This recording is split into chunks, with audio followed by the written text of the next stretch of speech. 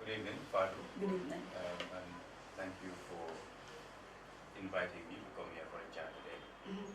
I don't know whether it's by coincidence or whether it's by design, but it happens that today is also my birthday. Sure. So And happy birthday. Thank you. Guys, will you just allow me, it's my birthday, but I have to sing for him. Can I? Please go ahead. Happy birthday to you. Chat like the Dugam. No, it's You're okay. after It's okay. man, You're doing great. I'm doing great. Yes, Okay. yes, please go on. Happy birthday to you. Happy birthday to you. How old are you today? Well, I will reserve it for later. But I know. nice song, and well appreciated. Thanks a lot for that gesture. You're welcome. Yes, so I'm quite pleased. It's a great pleasure being here today and to be able to participate in your show. I think you reached out to me some time ago when you first brought the idea of having this, but naturally there were a lot of things to do at that time. So when you knocked on the door again, it coincided with the weekend and it coincided with a period also where perhaps the work will be not as much as it is normally. So I felt the need that I could come and engage you on a chat and engage you on what I think is a very good program that is geared towards, as you put it, celebrating, but also recognizing what is Gambian and what is good in Gambia. The importance of that, of course, is that not only are you boosting the moral of the individual you invite, your guest, but you're also giving an opportunity to others out there to be inspired through the achievements of other people. This is very important as we seek to push, reach the highest levels as far as moving the social economic agenda of this country is concerned. So it's a great pleasure being here, and thank you once again for the wonderful birthday song, but also for the invite. You're welcome, Gambia. You have had it right from my guest. Would you mind to introduce yourself? Tell our beautiful viewers who is lawyer Malick Jallow. Well, it's sometimes a bit awkward trying to talk about oneself and one's achievement, but I'll endeavor to give you a synopsis or a summary of my professional profile and perhaps trajectory. I am a lawyer, as you put it. I probably wear multiple hats. I'm a legal practitioner. In other words, I practice law. I represent people in court. I advocate for people in court. But I am also a legal consultant. I do consultancy work for mainly international development agencies such as the UNDP, UNHCR, UNICEF, and the European Union. But aside from that, also I wear the hat of an educator. I teach law, or I've been teaching law at the UTG, University of the Gambia, for nearly 7 years now. And as you rightly pointed out, during that period I've taught many subjects, including criminal law, international criminal law, civil procedure, constitutional law, etc., etc. I'm also the chair of the Academic Affairs Board at the Faculty of Law, University of the Gambia. Aside from that, as you rightly pointed out again in the beginning, I do what some people call human rights activism. If that's the way it is put, it is okay. But I try to do my bit in advancing the protection and promotion of fundamental rights and freedoms mainly through my charitable foundation called the Institute for the Advancement of Children's Rights, which I established in 2013 to primarily help children who come into conflict with the law by providing pro bono legal services. So it's not an NGO, it's not your classic NGO, it's a charitable foundation. It is there whenever time permits and I see something that can be done, I just chip in with my strong team of dedicated volunteers and see what we can do. And in that regard, we've done a lot, such as providing training and capacity building for the key stakeholders in the juvenile justice system, like the police, investigators, and civil society. We've also engaged in research and publication, as well as providing free legal representation for children who actually come into conflict with the law, who need the service of a lawyer, and who for one reason or the other cannot afford that service. So we provide free legal representation for children. We've done that, we've done all this. So I would like to think that that should be a good starting point in terms of talking Gambia, when I say celebrate your own, this is what we need. We need to celebrate people. You just heard from him. He said they provide free legal service for children, and this is something that I think Gambians should be proud of. Before just going deeper down, I just want to know about your educational background. I did research, but I want to know.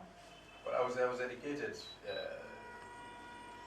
in terms of higher education. I was educated in the UK. Let's start down from northern, going. No, in the Gambia, Yes. the only academic institution that I've attended in the Gambia is what I would call the Ndaus family, because we started right from the bottom, from daycare, I think, and rose through the ranks.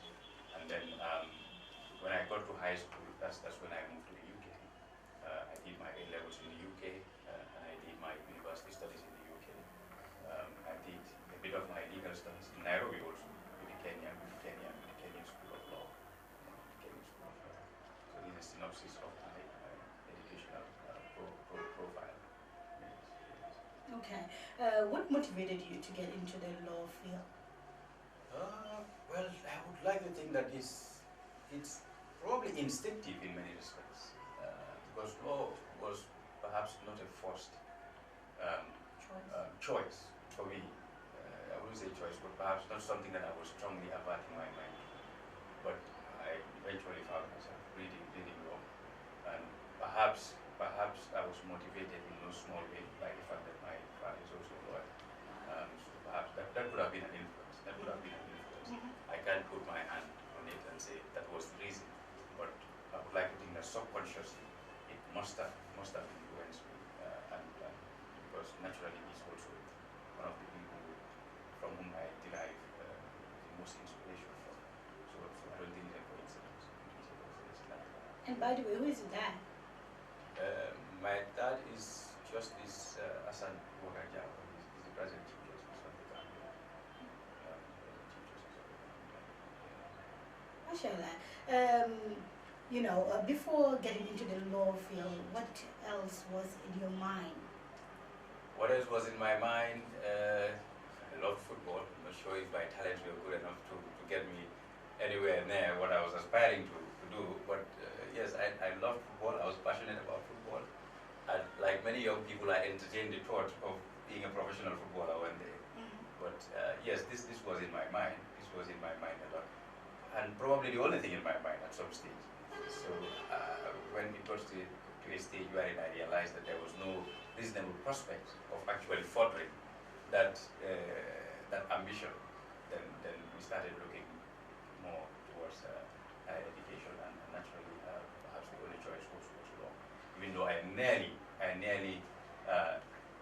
enrolled for economics, because there was this American university in Sharjah, in UAE, in Dubai, that my dad actually wanted me to attend, and the idea was that I was going there to study economics, but for some reason I strongly opted to go to the UK and to read law. That's how I found myself. Mashallah, Gambia. Let's just go for a short commercials, and we will be right back with the Gambian Pride Show, and this is what we do for you. léegi lu waa seer na tey it weer bu dee nit taxaw la tàllal la loxo dama ne askan bi jox leen ma seen noppa ndaxte Kairó Properties ñoom ñoo ñëw nag génne fi loolu bam set wecc ne léegi luwaas kenn du ko fayati ndaxte ñu ngi leen amal bërëbu dëkkeekaay yu yàñña dëkkeekaay yi nga xamante ne nii ñu ngi ko jaayee foofu sa Lamin Kerewan bërëbu dëkkeekaay yi nag li nga xam ne moom mooy ndox ak courant mu fa lépp loo soxla sa wàllu dëkkeekaay Kairó Investment Limited mu ngi la ko fa amal Kairó Investment Limited nag seen bërëbu dëkkeekaay yi ñu ngi ko jaayee si cash price muy jar si $200,000 dalasi $250,000 dalasi $250,000 dalasi mortgage nag foo ko dégga mooy fay ndanka ba fay bi jeex nga fay ko si diiri juróom-benni weer dama ne Kairó Properties njaaxare jeex na coono jeex na tëddal nelaw si sa kër boo nelawee sa gannaaw bandang Kairó Properties daw leen dem seeti seen kër yi foofu noonu sa Lamin Kerewan. Yes, Gambia, do you celebrate yours? If no, start celebrating yours now. In Gambia, we have a lot of people that are doing very well, and I would always tell people what the Gambia Pride show to know people that are doing very well for the country. Young people that are not only sitting saying government do it for me, but then they're doing their ultimate best to make sure that Gambia is where it is supposed to be. So Gambia lawyer Malick Jallow is my guest. Coming back just from that commercials, I would want to know how is life in UK for studies? Well, life in the UK for studies, I must admit, was quite comfortable. Because actually, sometimes I joke with my friends that we're perhaps a bit too lazy. Because in many respects, I didn't actually have to work, for example, to pay for my schooling. All that was taken care of by my dad. So the only task I had there was to go to school. To learn and to obtain the qualifications that I had actually gone there to seek. So in that respect, it was quite comfortable.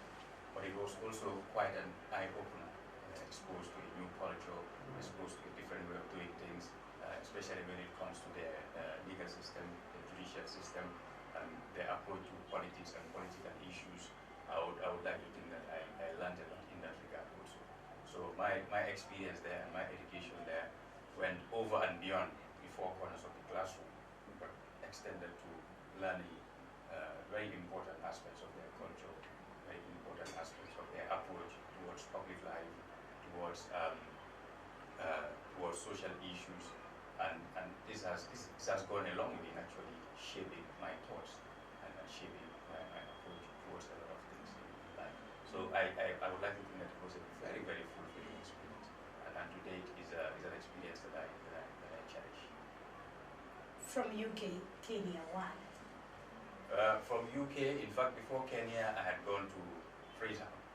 In fact, my first job as a lawyer was in Sierra Leone with the United Nations. Then I think I was 21. This was the UN Special Court for Sierra Leone, a court that was established by the United Nations and the government of Sierra Leone to provide accountability for the decade-long civil war that ravaged Sierra Leone. The same court that tried and convicted Charles Taylor and other people. So I had that opportunity at a very, very early age to work there and to work there under a very good mentor, Justice Renata Winter from Austria, one of the leading judges in the field of international criminal justice, in the field of international law, and she was my mentor. So I worked under her with the appeals chamber, and that was a very, very good experience. And from there, of course, I came back to Gambia and worked briefly as a prosecutor before going to the ICC, the International Criminal Court. At the ICC at The Hague, I worked with the immediate office of the registrar, but I also worked with the Office of Public Counsel for Victims. So I focus mainly on victims' rights issues or issues pertaining to victims' rights at the ICC. Again, under the mentorship of a very, very dynamic, experienced and competent lawyer in the person of Justice Renata Winter from Italy. She was my mentor at the ICC, and she was my boss at the ICC. And like I did from Justice Winter, I also learned a lot from her. And now she has left the ICC, but she's back in Italy, a native country, where she works as a superior court judge. So from the ICC, I proceeded to Nairobi, to Kenya, to do my postgraduate diploma in law at the Kenya School of Law. Kenya was not an accidental choice. There are many reasons why I found myself there, but one of the good things that actually came from that is that I was very close to my dad, who was just in Arusha, living in Arusha, which was almost like 5 hours drive from Nairobi. Then he was serving as the chief prosecutor of the United Nations, based in Arusha, Tanzania. So Kenya might seem very far from Gambia, but to me it was closer to home in certain respects, considering that I had a family that was permanently stationed in Arusha, which was five hours away from Nairobi. again, Kenya is an experience that I will also cherish forever, because they are also very different in many respects to what we have here. In Kenya, I think the higher educational standards are fundamentally higher than what we have, around this part of the world.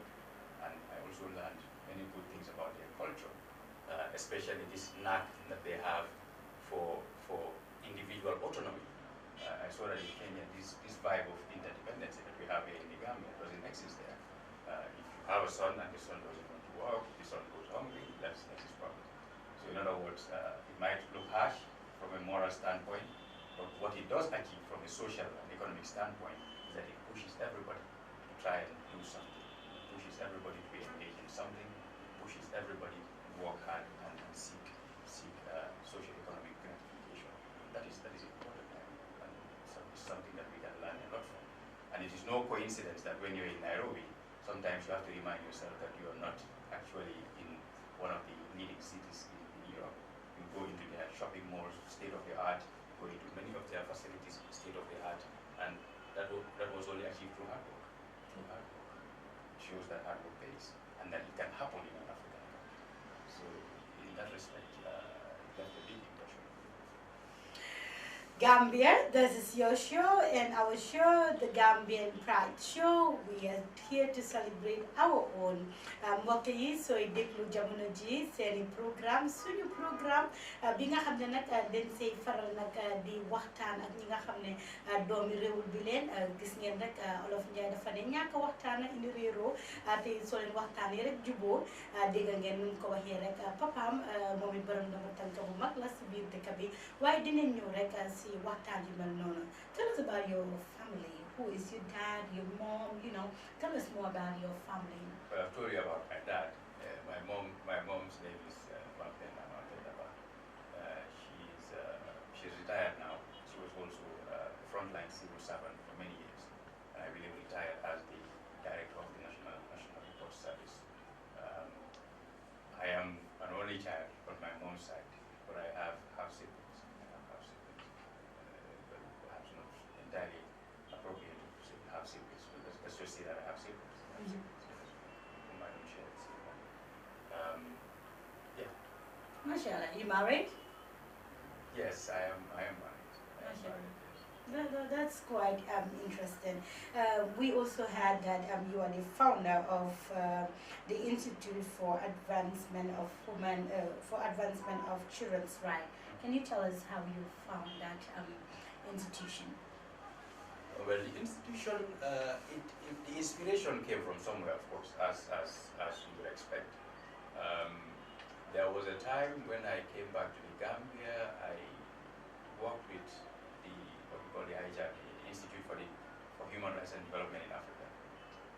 Then it was under the stewardship of a very dynamic, hardworking, and accomplished lady called Sheila B. Kitaroju. She was the executive director then, and again, she's one of the people that I count as mentors who have helped shape my career profile at a very early stage. Under her, we had a project, or we had a program funded by the Canadian Fund for Local Initiatives to actually provide free legal aid to indigent children in conflict with the law. In other words, there were so many children who were languishing in jail because they could not afford the service of a lawyer.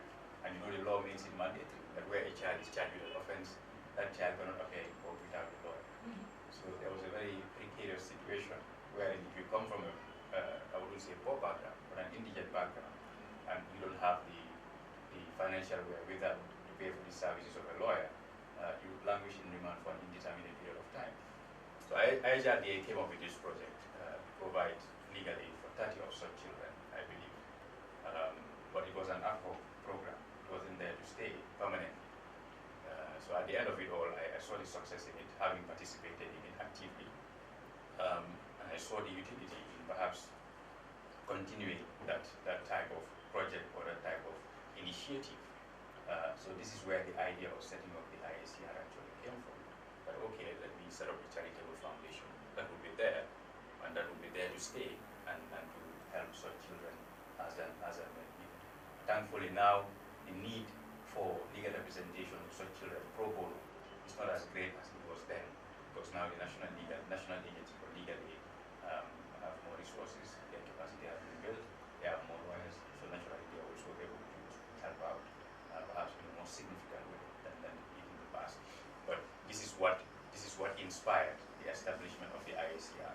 So we did that, helping with representation, but we also realized that the people who are working, the stakeholders in the juvenile justice system, are equally important.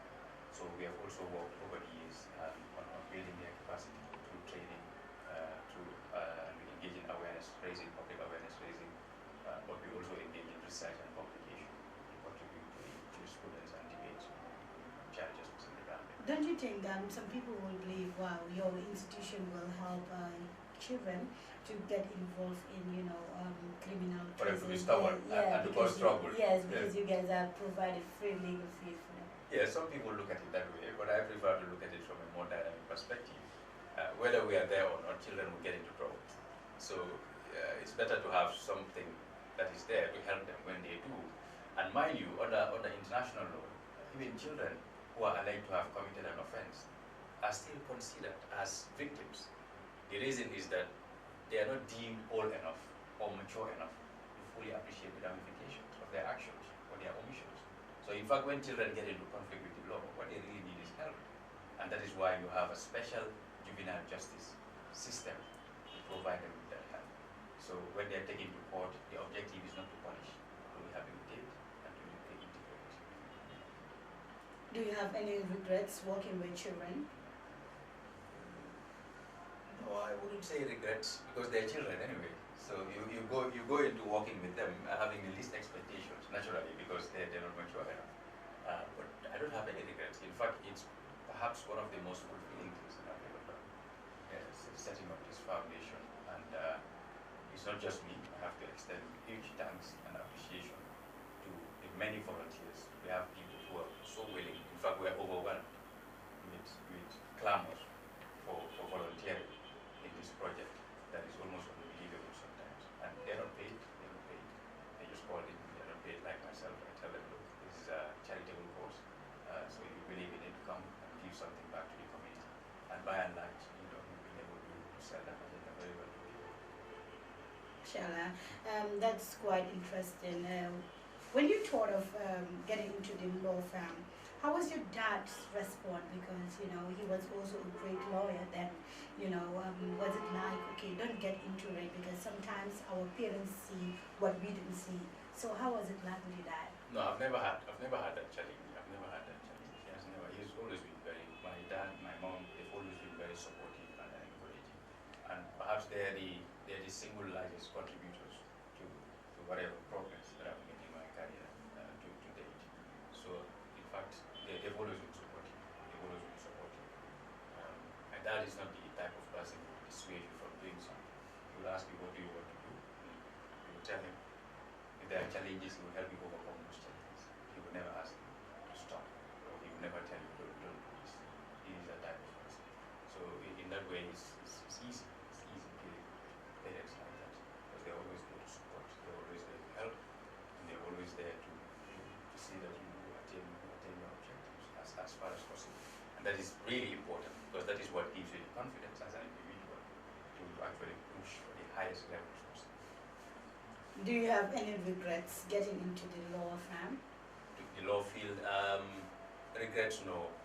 I mean, every field in this world would have its own unique challenges, and law is no exception. But I have no regrets in becoming a lawyer, because through my work as a lawyer, I've been able to contribute towards addressing some of the challenges that face my country, that face my continent, that face the world.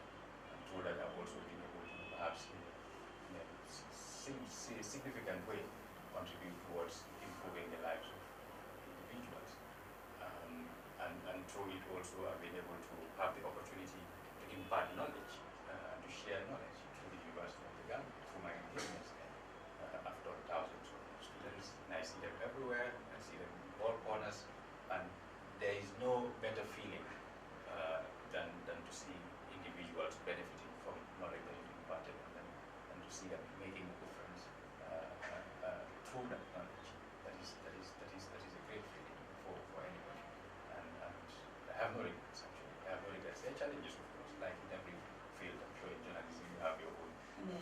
fair share of challenges, but you know, you don't run away from those challenges. You confront them because none of them are insurmountable. You confront them and you look for solutions, and that's what we do on a daily basis. Coming back to the University of the Gambia, why University of the Gambia? Why do you go there to teach? Well, at the time, I thought, in fact, the way I started teaching at the UTG was quite interesting. I was actually invited to come and teach. I was probably not, it was maybe something that was in my mind for the long term. But then I received a call one day from one of the senior lecturers there that they were looking for a criminal law lecturer.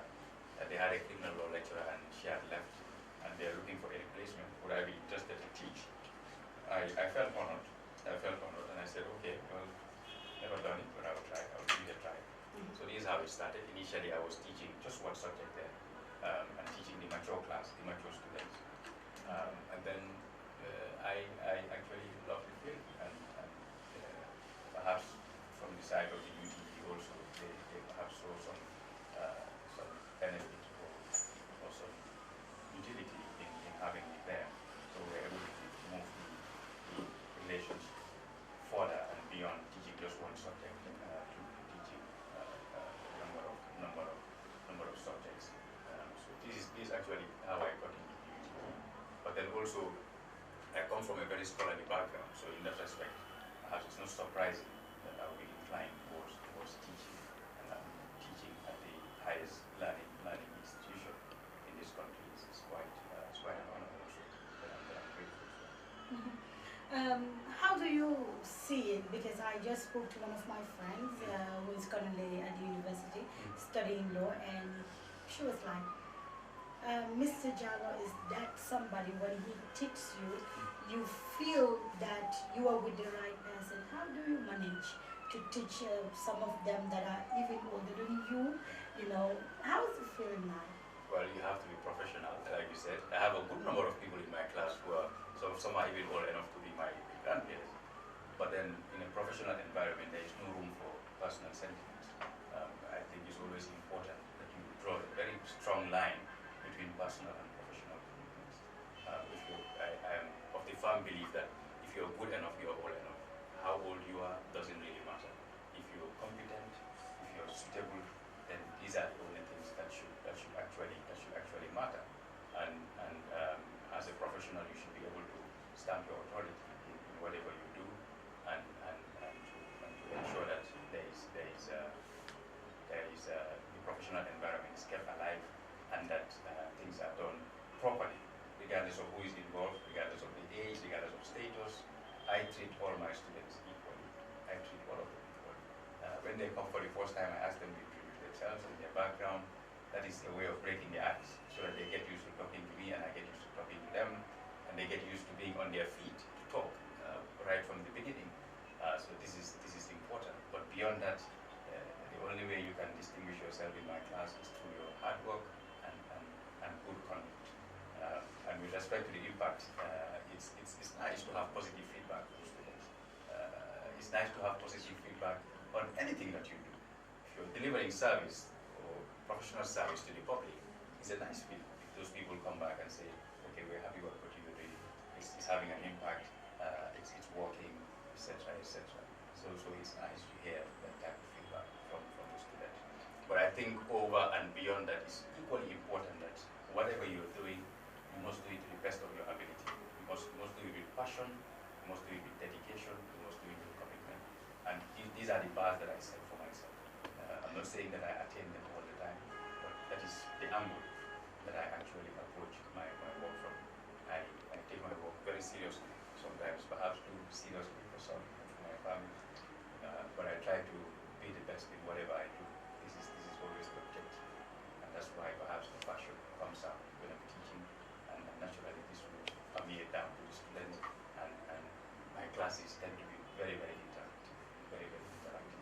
It is the feedback that I get from students, and you also confirm. So it's a nice feeling. There are lots of lecturers at the University of the Gambia, but 2016, you happen to be the outstanding lecturer of the year. Why you? Yes, why me? Yes, yeah, it's interesting. Perhaps it caught me by surprise also. In fact, I wasn't there to pick up it. I wasn't there to pick up the award.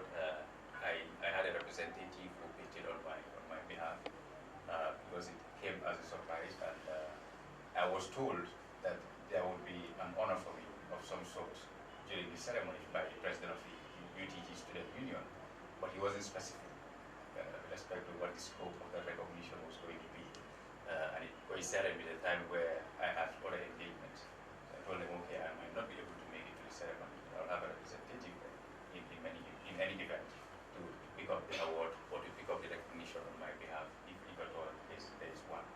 But again, it was a nice feeling. It was a great feeling. It made me feel good in the sense that I felt that all the effort that we are putting in, all the commitment, all the dedication, all the toiling, it's not going in vain, and that our main beneficiaries, the students, have actually recognized that by making me the outstanding lecturer of the year for that particular given year. So it was fulfilling, but it was also a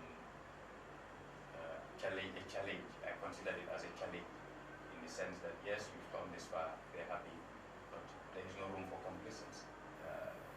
Use this as a moral booster, use this as a motivation, as an inspiration, push even higher, because there is always room for improvement in whatever you do.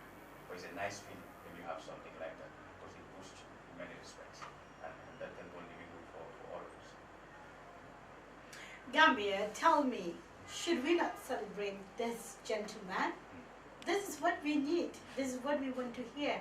We're tired of politics. We're tired of fighting each other. It is high time we celebrate one another. Gambian Pride Show, lawyer Malick HB Jallow is my guest. So Gambia still watching our show.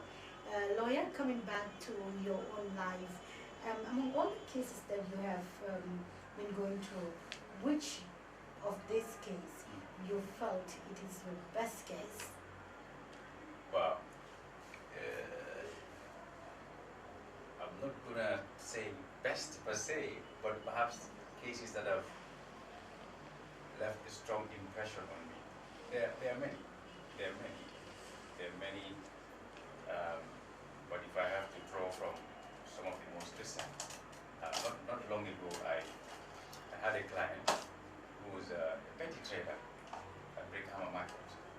I would consider him as an indigent person because he was selling pumpkins. He was a petty trader who would just spread them somewhere in the market and then sell them to make a living. So apparently they had a few run-ins with the municipal police in that region, and they felt that they were being victimized by them, and that they were not being treated fairly. So there was a day when he had a particular confrontation with one of the police officers there, the municipal police officers, and as a result, apparently, the pumpkins that he was selling for that day were thrown away and they perished, and he was driven away from the market and told never to come back. So naturally, he felt aggrieved that pumpkins worth a good number of money, relatively, considering his financial circumstances, had just perished like that, and that he felt that he was being victimized, and he felt that he was being treated unfairly and unjustly. So he came to me and said he wanted to take legal action. So I filed a case, and he told me, why are you filing a case? I thought you were going to do something else. You go and talk to the area council, or you talk to these people, so how you can sort it out. Because filing a case, I think, is just a waste of time. These people always tell us that, in fact, if you take us to court, it's almost tantamount to locking yourself up, because nothing will come out of it. So they were very apprehensive. They said, no, we don't want to spend a lot of money and time, go to court, and nothing will come out of it. I said, no, there is nobody above the law. No one is bigger or too far for the long arms of the law. If you feel that you've been wronged and you feel that you are a victim of injustice, let's go to court. Let's go to court and seek for redress. So I filed a case for them at the Brickham Magistrates Court, and we were able to get a successful outcome in the sense that the court actually ruled in our favor and rendered judgment in our favor, and ordered the man not only to compensate the petty trader for the pumpkins that have perished, but also to provide significant compensation for all the financial and material loss that directly resulted from that. So they were naturally very, very pleased. And part of that judgment was felt overhanding that was morally very, very fulfilling. So that's just one example. There are many ones, but we can highlight them. So which one is the worst that you don't even want to remember, but I want you to remember? The worst? I don't think there is a worst. Sometimes you're disappointed with an outcome in a case. You can be disappointed with the outcome. But then the good thing is that in law there are always appellate options. So sometimes you might not get what you want at the first point of asking, maybe at the magistrate's court, but then you lodge an appeal at the high court and then you get the outcome that you're looking for. So you can have situations like that. But sometimes it can be frustrating for different reasons. It can be frustrating. But like I said, none of the challenges are insurmountable. We grow through those challenges. And can you tell us, because I know young lawyers are watching and they want to know what are some of the things that you do to overcome all these hurdles and struggles? Well, I would like to think that I'm a naturally strong-willed person. The moment I set my focus on something, on the prize asset, if you like, I would not usually stop until I get what I want, if at all that is attainable. So I have that inward personal drive that keeps me going.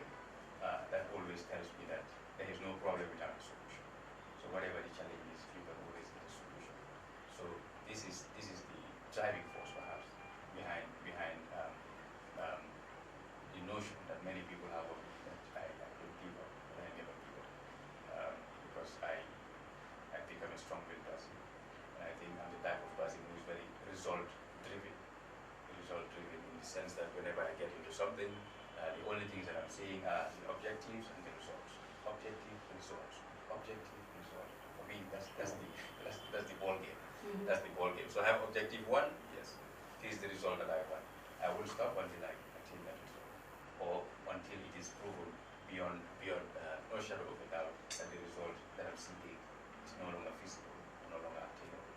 Then I will know that it's a little unacceptable. Let's start celebrating, guys. Let's start celebrating. If you're a young lawyer, this is your show. Watch and share so that other people, other young lawyers can get to know how he does it, what he do to achieve all of these things. Your father is the current Chief Justice of the Gambia, that is Hassan B. Jallow. How is it feeling like to be the son of the Chief Justice of the country? I think it's easier for my siblings than it is for me, because Why? I'm the only lawyer in my family. So naturally we're sharing the same terrain, and sometimes it can be awkward. I call it a no-win situation. Sometimes it's almost like living in a goldfish pool that is being watched sometimes maybe too closely. Sometimes you get certain results, people think that you're being treated in a different way, that's why you get that. But the reality is that it's not something that strongly influences my approach towards work and my approach as a lawyer and my approach towards how I go about my cases. If anything, it has made me less driven. I'm a naturally driven person. It has made me less driven because you try to be too careful. You don't want to do or say anything that would potentially bring his name into disrepute, considering his level and what he's doing. But that's the reality. Yes, that's the reality. But aside from that, I can cope. I think the year I was born, my dad was already Attorney General and Minister of Justice. He was a UN Under-Secretary General for 15 years or so, UN Chief Prosecutor. So we're sort of used to seeing him and having him at the highest levels of whatever he's doing. So in that sense, coping with the attendant scrutiny and realities that come with that should not be a problem for us.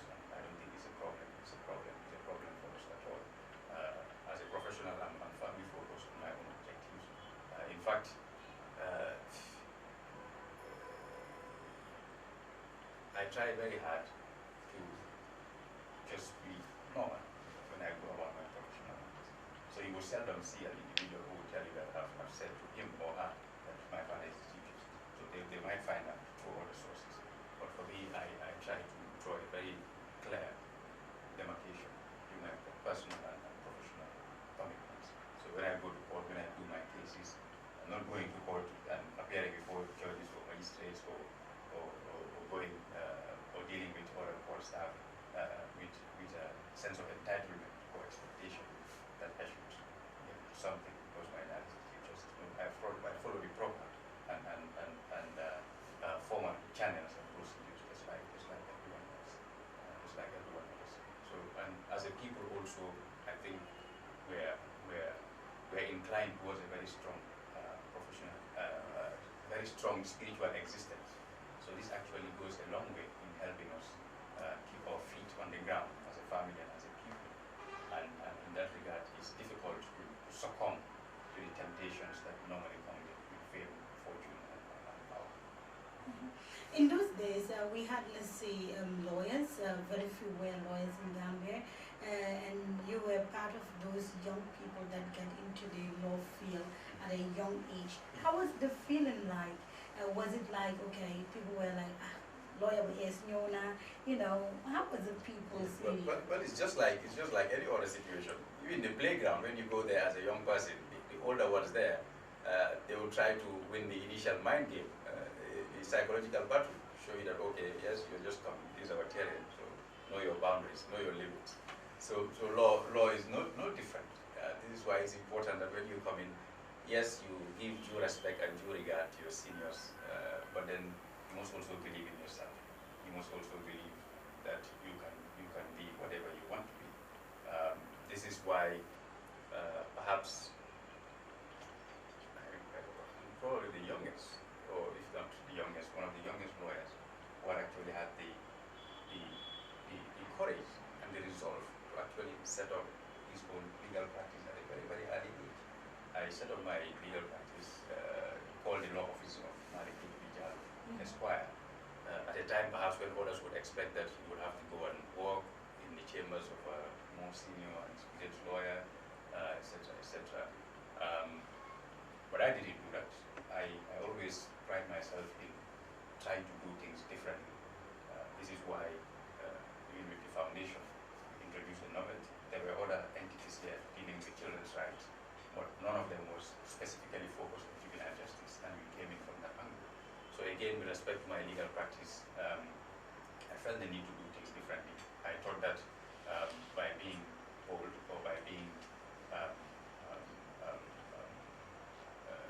by believing that I could go solo at such an early age, if it works, would inspire younger generations, but it could also be groundbreaking.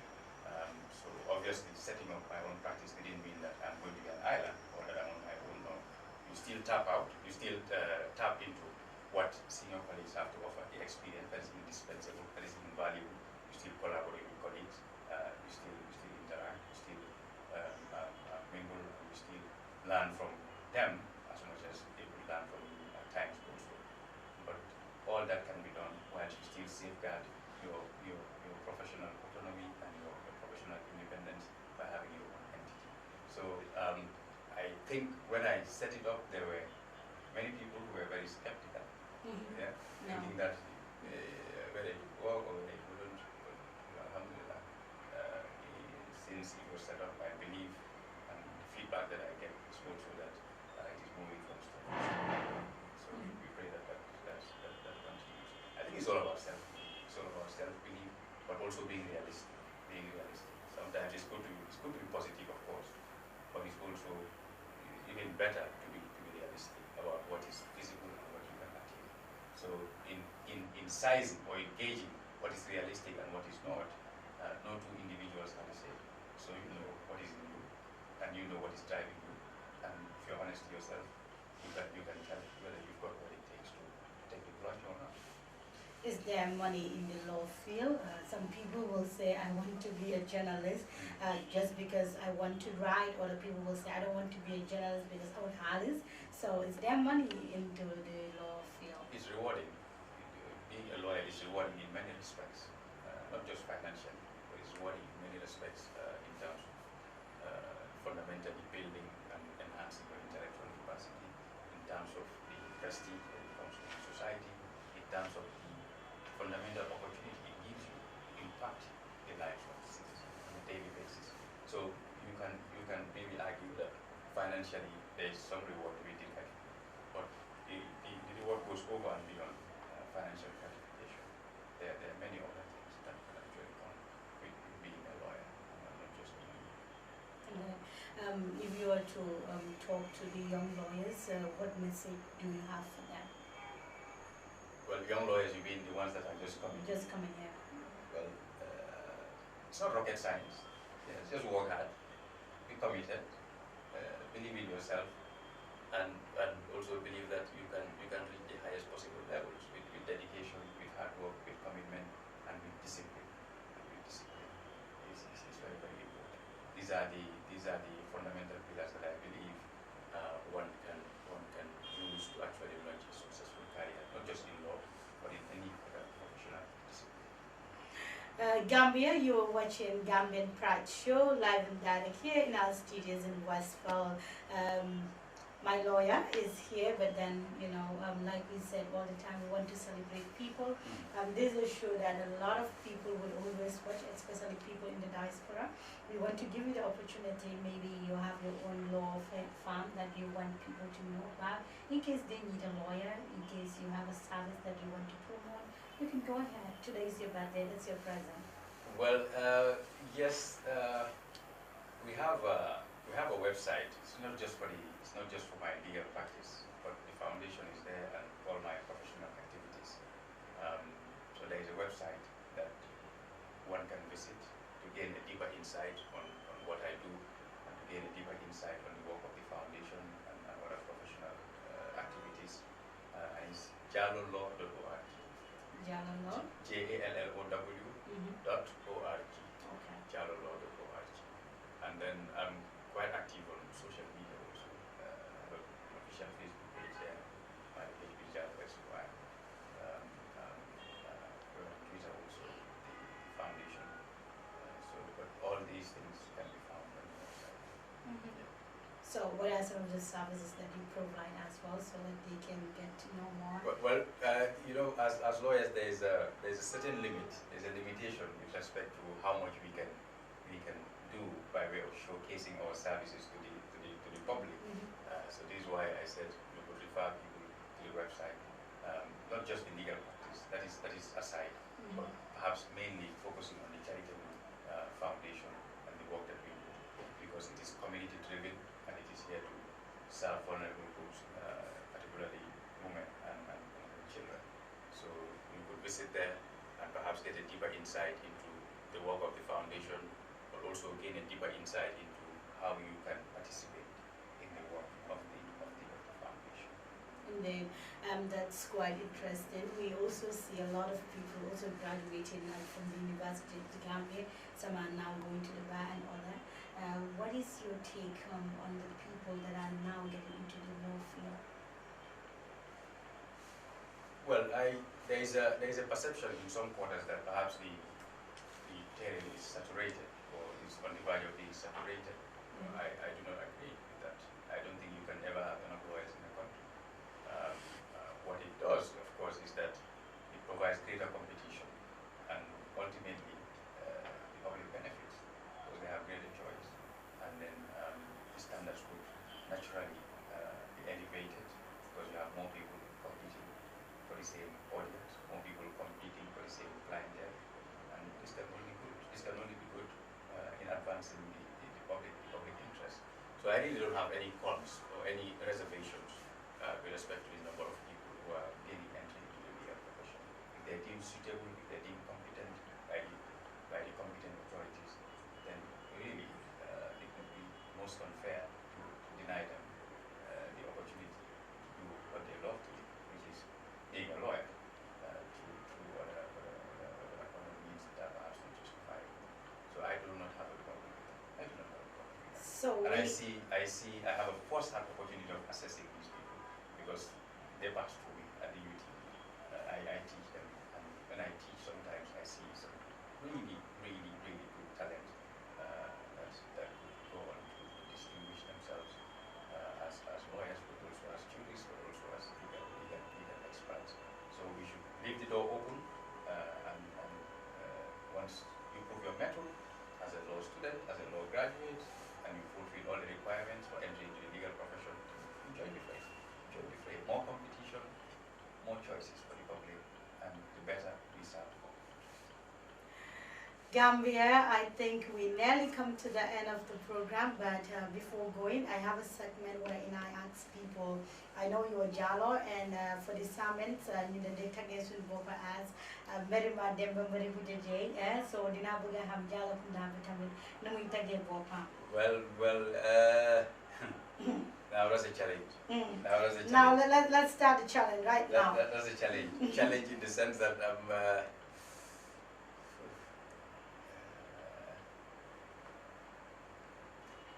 well, I know on my mom's side, because my mom is a direct descendant of Maba Jacoba, so I'm not quite sure how to put it in the right way, but I know there's something that they're giving. I hear them say waka mususom or waka juka, something along those lines. Yes. I'm not sure it from my Jallow side also. That one I can't quite recollect on top of my head. But we do. The Zambians do, we also do. Blame me for not knowing it entirely, but we do. Jallow Jerry, yeah? Yeah, Jallow Jerry, of course, that's a simple version. But I'm sure there's a more deeper one. There's a more sophisticated. Alright. Gambian nii rek la sometimes kafre dafay neex lool mu nekk loo xam ne nag fu nekk war na see gis boppam. Lawyer Jallow, how do you feel coming to the Gambian Part Show and invited? Well, honored. I see a lot of young people here. That's quite encouraging. And they all look very professional and dedicated. It was quite an honor also going around to see your facilities and hearing from you with respect to what you do. You're celebrating people, but perhaps you also deserve to be celebrated in the sense that you guys are doing your bit in advancing the public interest, but you're also doing your bit in creating a platform for young people to develop themselves and for young people to actually be gainfully engaged in activities that will ultimately contribute towards the socio-economic advancement of this country. So congratulations, well done, and keep it up. Thank you very much, Merci beaucoup. Your final message. My final message is that, aside from, of course, saying that it's good to be here, my final message would be keep it up. Keep up this program in particular. I know some people might look at it from a very narrow perspective that, okay, you're just calling people to come here and show off or to engage in self-aggrandizement.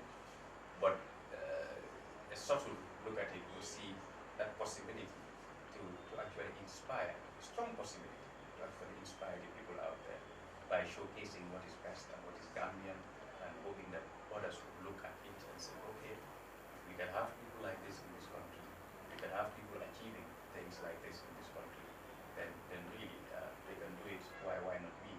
And that's the type of vibe you need in a country that wants to get to the highest levels in terms of socio-economic development. So it's a good program, and I encourage you to do it. Thank you. Thank you very much, Lawyer Jallow, for coming to the Gambian Talents TV. And this is what I call people should help build Gambia. People should help come forward so that Gambia will be the Gambia that we all want. Gambia, this is your show that comes your way every Friday, where we celebrate different people. We need to celebrate our own. We need to promote our own. We need to show love to one another. We need to tell people that they're stars and they will get there as soon as they can. So Gambia, I was your presenter, Fatou Sama, but before just going, I would say merci beaucoup, jërëjëf, jarama.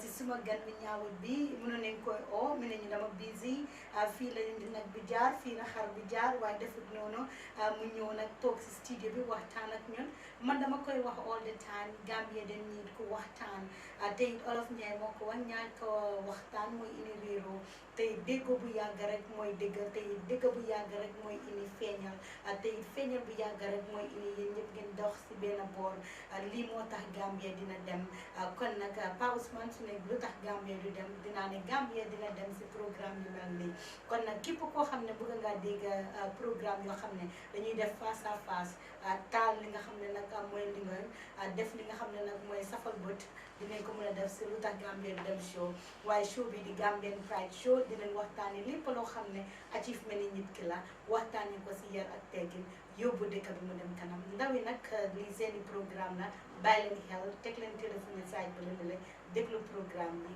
get inspired get motivated so that we can build Gambia ndaw yi ñoo war a yóbbu dëkk bi waaye di jaajëfal rek moo baal comme ni ma leen ko waxee rek moo jaaraat fii si yëre bu rafet bi di ko ne jërëjëf kontaan naa lool waaye suma mag ju baax ji yaa ara Dramé Mbodj foofu sa Angleterre nga ko like na kawar bi rafet na lool thank you very much. This is what we call Gambian Pride. Let us celebrate our own. And today is his birthday, so you know his birthday. Certainly. You're most welcome. The doors are open. You're most so welcome. There's no party, but we can work something out. We can work something out. All right, no problem.